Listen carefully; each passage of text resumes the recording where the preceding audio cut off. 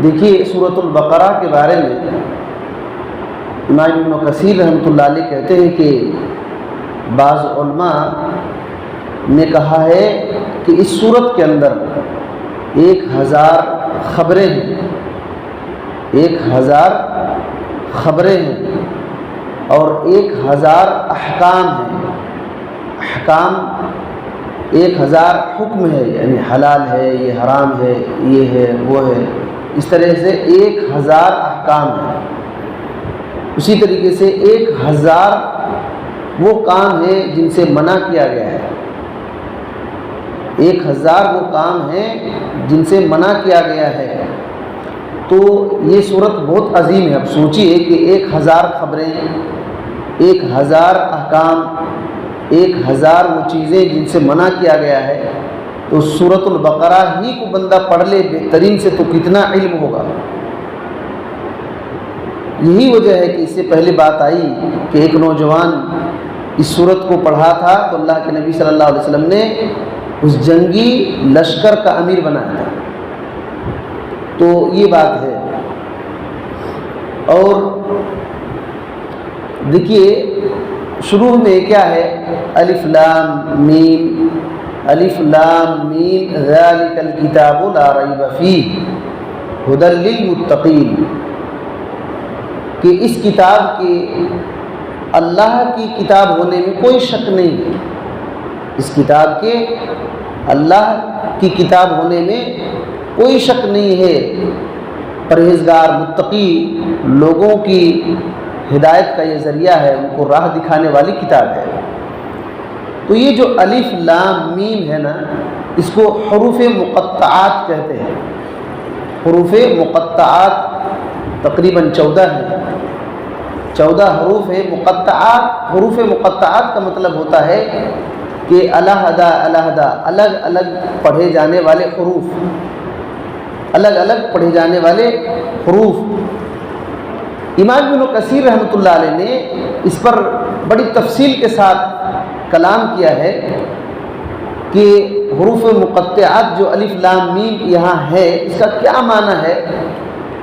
سب سے بہتر بات تو یہ ہے کہ اس کا معنی صرف اللہ جانتا ہے، اس کا معنی صرف اللہ جانتا ہے۔ یہ متشابہات میں سے ہے، متشابہات میں سے ہے۔ متشابہات کے معنی کے چکر میں نہیں پڑنا، اس کا علم صرف اللہ کو ہے۔ ہاں یہ الگ بات ہے، کچھ لوگوں نے کہا کہ الف لام میم سے مراد یہ ہے کہ اس میں جو ہے سورتوں کے نام ہیں، یہ الف لام میم یا جیسے صاد قاف ہے نا، تو یہ سورتوں کے نام ہیں۔ اس طریقے سے ایک بات آئی کہ یہ سورتوں کے نام ہے۔ اور اسی طریقے سے ایک بات اس میں یہ بھی ہے کہ یہ اللہ کے نام ہیں، یہ اللہ کے نام ہیں۔ اور ایک بات یہ ہے کہ اللہ کے نام کے شروع والے حرف ہیں، جیسے کہیں کہ الف سے اللہ اور لام سے لطیف اور میم سے مجید، اس طریقے سے۔ تو الف لام میم یہ اللہ کے ناموں کا شروع کا لفظ ہے، شروع کا حرف ہے۔ اسی طریقے سے ایک بات یہ ہے کہ الف لام میم جو ہے یہ قسم ہے جس سے اللہ تعالیٰ قسم کھا رہا ہے، قسم ہے جس سے اللہ تعالیٰ قسم کھا رہا ہے۔ بس مختلف یہ سب باتیں ہیں، لیکن صحیح بات یہ ہے کہ اس کا معنی، مطلب اس کا مفہوم، مراد صرف اللہ کو معلوم ہے اور کوئی دوسرا جانتا ہی نہیں، اور دوسرا کوئی جانتا ہی نہیں ہے۔ تو الف لام میم یا تو اس طریقے سے یاسین قاف صاد، یہ جو حروف مقطعات ہے، شروع میں سورتوں کے شروع میں کیوں ذکر کیا گیا، اس کی کیا حکمت ہے؟ اس کی بہت ساری حکمتیں بیان کی گئی ہیں۔ سب سے صحیح حکمت یہ ہے کہ اللہ تعالیٰ ایسے حروف مقطعات سے چیلنج دیتا ہے کہ تم اپنی جو بولی بولتے ہو انہی حروف کو جوڑ جوڑ کر بولتے ہو۔ قرآن بھی انہی حروف کو جوڑ جوڑ کر کے بنا ہے، بولتے تم اسی الفابیٹس کو استعمال کر کے، لیکن تمہاری کیا مجال ہے کہ تم اسی طرح قرآن بنا سکو؟ اسی طرح قرآن تم بنا سکتے ہو تو لاؤ بنا کر کے۔ یہ ایک چیلنج ہے، اور یہ سب سے بہتر بات یہی ہے۔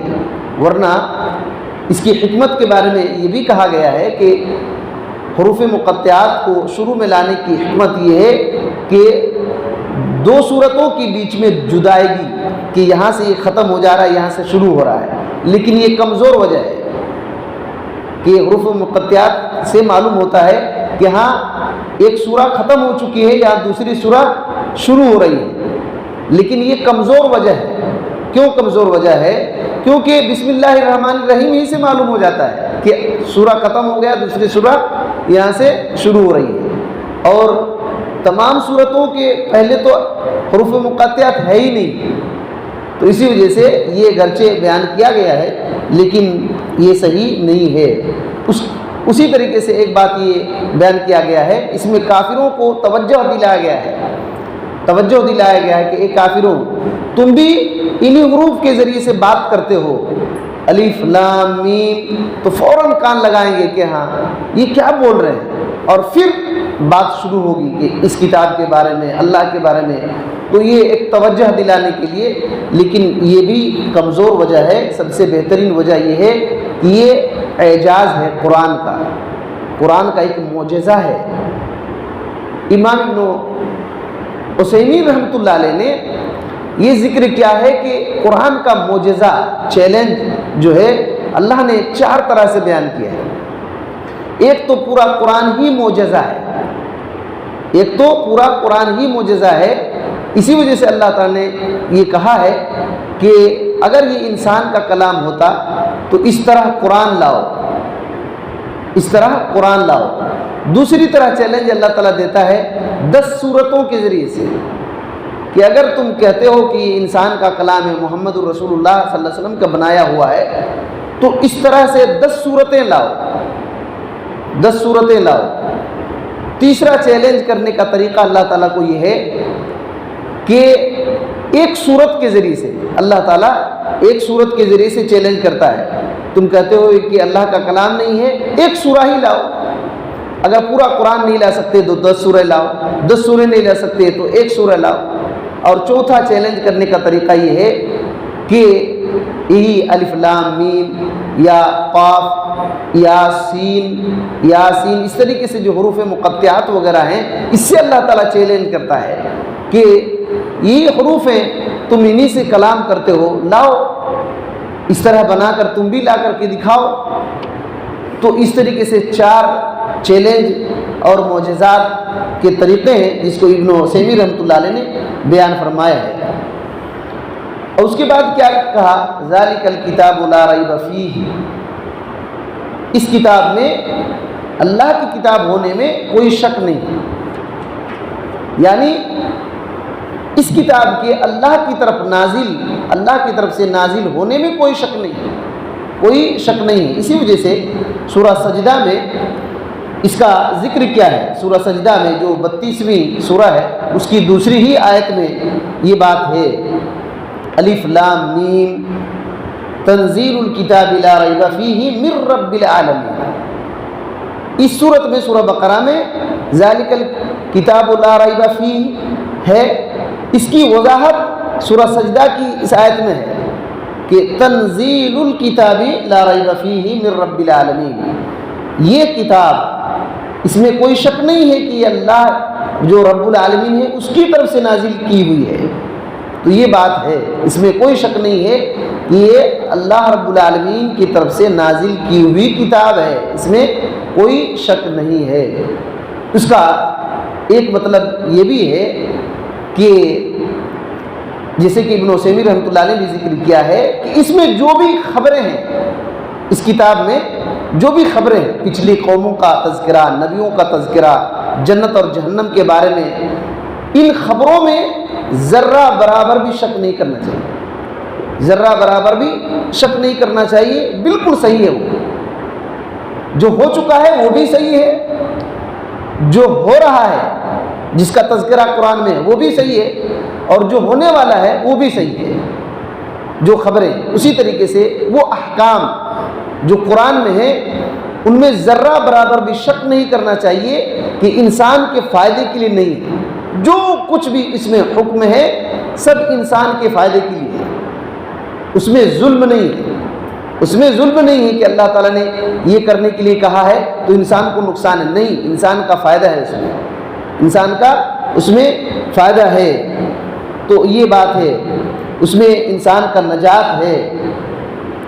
اور اسی طریقے سے اس کے اندر جو عقائد کی باتیں ہیں، اس کے اندر جو عقیدے کی باتیں ہیں تو اس کے برحق ہونے میں بھی شک نہیں کرنا چاہیے، یہی اس کا خلاصہ ہے۔ ایک تو اللہ کی طرف سے نازل ہونے میں کوئی شک نہیں ہے، دوسرے کی اس میں جو خبریں ہیں اس میں اس کے سچے ہونے میں شک نہیں کرنا چاہیے، اسی طریقے سے اس میں جو احکام ہیں ان احکام کے بارے میں یہ شک نہیں کرنا چاہیے کہ انسان کو پتہ نہیں نقصان ہو جائے گا کیا، نہیں، فائدہ ہے، انسان کا اسی میں نجات ہے۔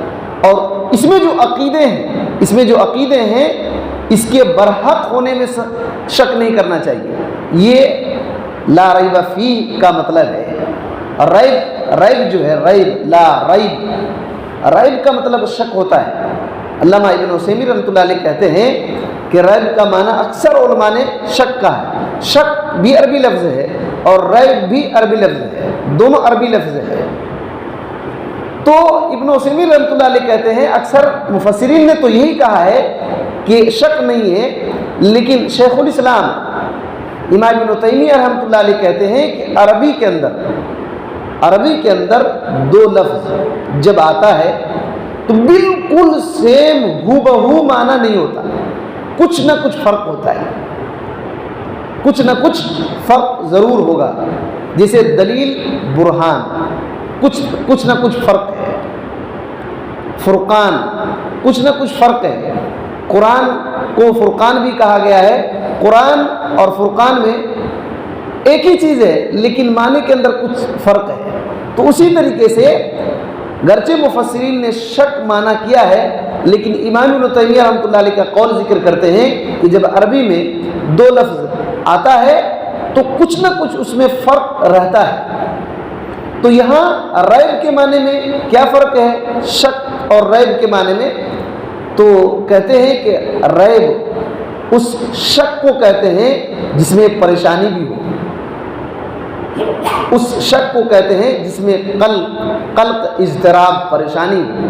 بندہ جب شک میں پڑتا ہے نا تو پریشان ہو جاتا ہے، ڈاؤٹ میں پڑتا ہے تو پریشان ہو جاتا ہے، ایسے شک کو ریب کہتے ہیں، ایسے شک کو ریب کہتے ہیں، یعنی اس کے قرآن مجید کے اللہ کی طرف سے اترنے میں شک کر کے پریشان مت ہونا، یہ اللہ ہی کی طرف سے ہے، اور اس میں جو احکام ہیں اس میں شک نہیں کرنا اور پریشان نہیں ہونا کہ پتہ نہیں اس میں فائدہ ہوگا کہ نہیں ہوگا۔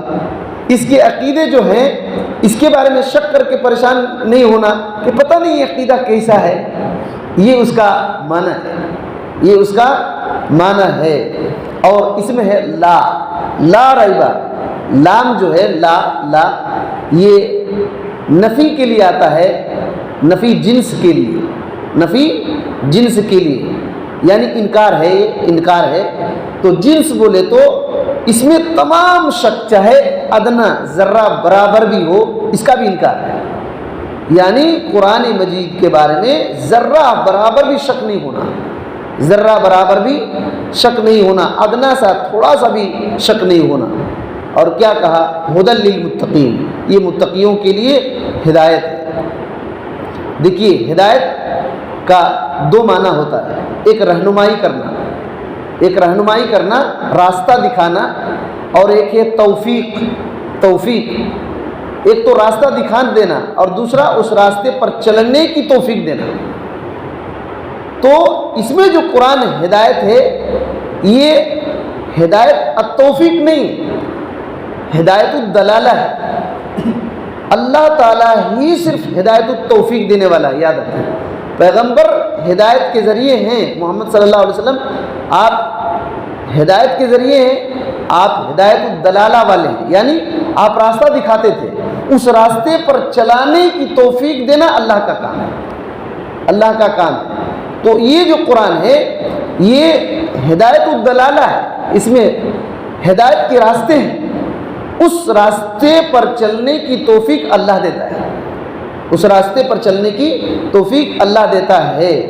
یہاں آخری بات یہ یاد رکھیے، اس آیت میں کہا ہدی للمتقین، اور قرآن مجید میں اسی صورت میں دوسری جگہ ہے کہ شہر رمضان الذی انزل فیہ القرآن ہدی للناس، رمضان وہ مہینہ ہے جس میں قرآن اترا، یہ قرآن لوگوں کے لیے ہدایت ہے، یہاں لوگوں کے ہدی للناس ہے، اور اسی صورت میں یہاں شروع میں ہدی للمتقین ہے۔ دونوں بات میں کوئی ٹکراؤ نہیں، یاد رکھیں، دونوں بات میں کوئی ٹکراؤ نہیں ہے، یہاں ہے متقیوں کے لیے ہدایت اور وہاں ہے لوگوں کے لیے ہدایت۔ علامہ ابن عثیمین رحمۃ اللہ علیہ کہتے ہیں کہ بات یہ ہے کہ یہ جو قرآن ہے اس کی اصل یہ ہے کہ یہ ہدایت ہے تمام لوگوں کے لیے، تمام لوگوں کے لیے ہدایت کے سامان اس کے اندر ہیں، لیکن اس سے فائدہ متقی لوگ حاصل کرتے ہیں۔ سب کوئی تو ہدایت لے سکتے ہیں، لیکن وہ لوگ فائدہ اٹھا رہے ہیں جو لوگ متقی ہیں، اور متقی کون ہیں؟ جو اللہ کے حکم کو مانتے ہیں اور اللہ کے روکے ہوئی چیزوں سے رک جاتے ہیں، اور اس کی تفسیر خود اللہ تعالیٰ نے ذکر کر دیا کہ متقی لوگ کون ہیں۔ اس کے بعد کی جو آیتیں ہیں متقی کی وضاحت ہے، متقی کی وضاحت ہے۔ اسی وجہ سے بولے تو قرآن مجید انسانوں کی ہدایت اور رہنمائی کے لیے تو نازل ہوئی ہے، لیکن یہ جو چشمہ ہے ہدایت کا، اس سے فیض وہی لوگ حاصل کرتے ہیں جو اللہ تعالیٰ سے ڈرتے ہیں، اللہ تعالیٰ سے ڈرتے ہیں، جن میں اللہ تعالیٰ کا ڈر ہے، مرنے کے بعد دوبارہ زندگی کے بارے میں خیال ہے، پریشان ہو رہے ہیں، احساس ہے، اور جس کے دل میں تلاش، ہدایت کی تلاش کا کوئی جذبہ نہیں ہے، اس کو ہدایت کیا ملے گا؟ تو یہ سب باتیں ہیں، انشاءاللہ ہماری باتیں اور آئے گی۔ اللہ تعالیٰ سے دعا ہے کہ اللہ تعالیٰ ہمیں ان سب باتوں کو صحیح صحیح سمجھنے کی توفیق دے، اللہ تعالیٰ ہمیں قرآن مجید سے ہدایت حاصل کرنے، سبق لینے کی توفیق دے، آمین۔ السلام علیکم ورحمۃ اللہ۔